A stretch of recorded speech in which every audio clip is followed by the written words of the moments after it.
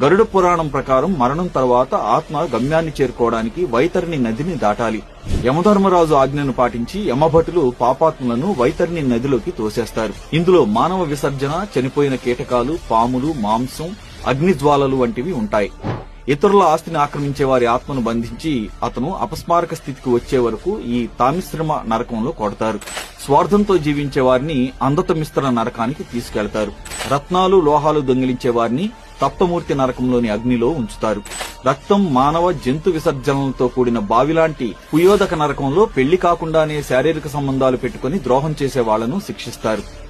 తమ స్వార్థం కోసం జంతువులను హింసించి చంపేవారిని ఈ కుంభీపాకం నరకంలో సలసల మరుగుతున్న వేడి నూనెలో వేసి హింసిస్తారు.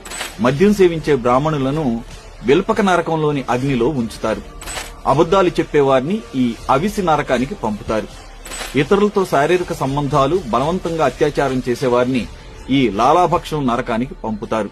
బాధ్యతారాహిత్యంగా ఉండి కర్తవ్యాన్ని విస్మరించే వారిని అసితపత్రం నరకానికి తీసుకెళ్తారు. పెద్దలను గౌరవించని వారిని కాలసూత్ర నరకంలో అత్యంత వేడి ప్రదేశంలో నిలబెట్టి హింసిస్తారు.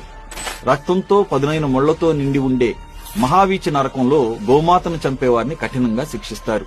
అపరిచిత వ్యక్తితో అనైతిక సంబంధం పెట్టుకున్న మహిళలను శాల్మలి నరకంలో మండుతున్న ముళ్లలోకి తోసివేస్తారు. ప్రకృతిని ధ్వంసం చేసి చెట్లను నరికిన వారిని వజ్రకుతార నరకానికి తీసుకెళ్తారు. తేళ్లతో నిండి ఉండే దుర్ధర నరకంలో వడ్డీ వ్యాపారాలు చేసి నిస్సహాయుల నుంచి అక్రమ వడ్డీ వసూలు చేసిన వారిని శిక్షిస్తారు. తల్లిదండ్రులను, తోబుట్టువులను వేధించే వ్యక్తులు వచ్చే జన్మను అస్సలు పొందలేరు. వారు గర్భంలోనే చనిపోతారని గరుడ పురాణంలో వివరించబడింది.